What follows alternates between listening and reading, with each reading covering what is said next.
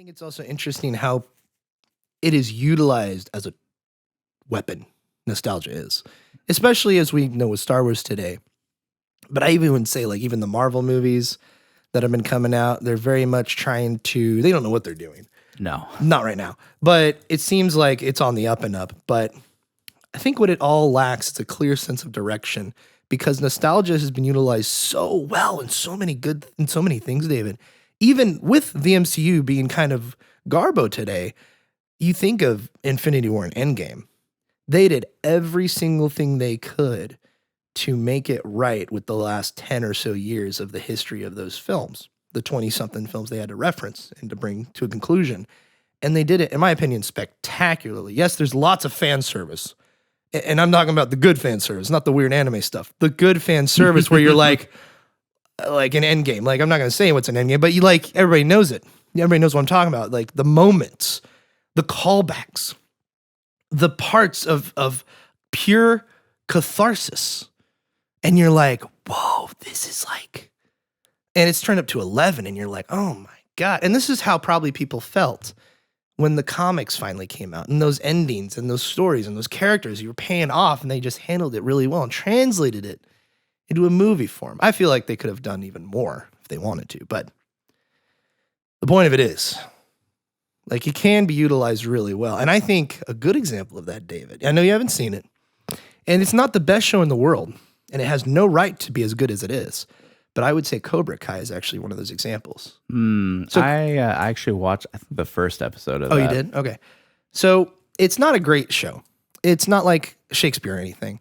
But the way these characters are written and the situations they are put in and the way they have to handle them and the call and the tastefulness is the word I want to use. The tasteful callbacks to the original Karate Kid films are very well done. Sometimes in the later seasons they're a little heavy-handed, but they're really, really tastefully handled. You think of, and in season 1, it's a little weird because it's like, okay, wait, you have Johnny with his champion, but his son is now Danielson's champion? Okay, wait, what's going on? This is kind of weird and a little like, it feels like fan fiction, right? But the thing with it is it's done in such a tasteful way, David, I would argue, even though it's not Shakespeare, it's done in a very respectful manner that it keeps it engaging and they make right choices along the way. Okay. With good callbacks to the original Karate Kid films. And as you get into the later seasons, and Karate Kid 3 is a terrible movie. It's not good at all. I don't know what the heck they were thinking. But even when they're calling back to the third film in the later seasons, and the second film is probably the most tastefully handled out of them all, especially in later seasons. But even the third one, where they bring back some characters, and you're like, huh? What? Now the real question is, did Yes. they make any callbacks to the next Karate Kid? That's what I'm curious about, because I never finished season 5, which is crazy. It has 5 seasons, and they're going to end it with 6 this year. And then there's a movie, David. Did you hear about this? There's a movie coming out called, it's a Karate Kid film called The Karate Kid. Has Danielson in it. Has Ralph Macchio, as well as Jackie Chan, who was in the Karate Kid reboot. Yeah. Yeah. So you have him and Danielson in this next film teaching some kid. I don't know what it's going to be about, but you have season 6 coming up, and I'm like, are they going to get, is it not Sissy Spacek, Hilary Swank. Are they going to bring Hilary Swank back? Are they? Have they already done that in season 5? I don't know. So I think there are examples out there of tastefulness and nostalgia. I would say even the DuckTales series, the rebooted one with David Tennant as Scrooge McDuck. Oh, I've never heard of that. It was on Disney Channel for a few years, and they went for, I think, 3 seasons. But I wasn't a huge fan of it because I like the older ones preferably. But I was watching some of it, and I saw, my sisters deep dive into it. And they got into like the Scrooge McDuck lore and the family stuff, which is really interesting. Well, like if you read like the Scrooge McDuck comics, there's a lot there, especially like how he rose to fame and power, But anyway, I think that was tastefully done. It was fans of the film that could have handled it really badly.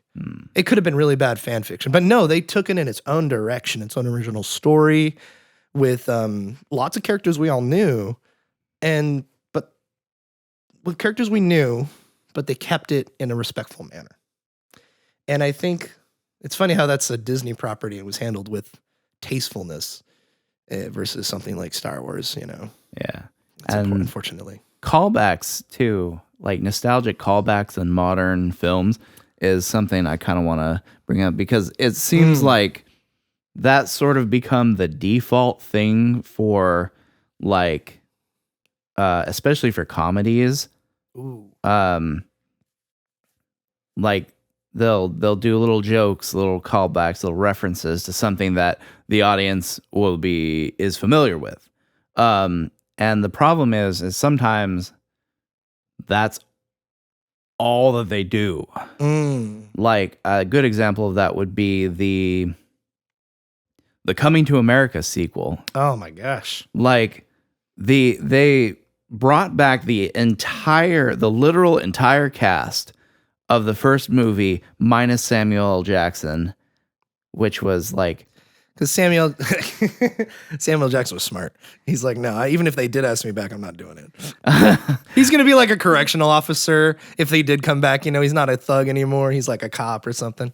That'd be funny. Yeah. So they brought back the entire cast minus him. And then the entire script, every joke in the entire script was nothing but callbacks to the first movie. It was like all the same beats, the comedic timing, everything from the first movie. They just called back to it, referenced back to it again and again and again and again and again.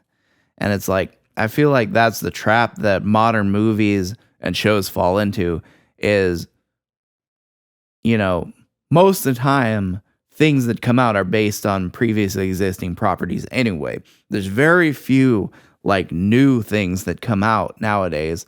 And then so you have the vast majority of things that are based on existing properties, and the properties that they're based on have so much. So many films, movies, books, comic books, video games, whatever. There's just an entire library of media that are attached to these franchises. And it just seems like the thing to do nowadays is just to try and get your audience excited for your new thing by calling back to something in a previous entry in the franchise that they were excited for.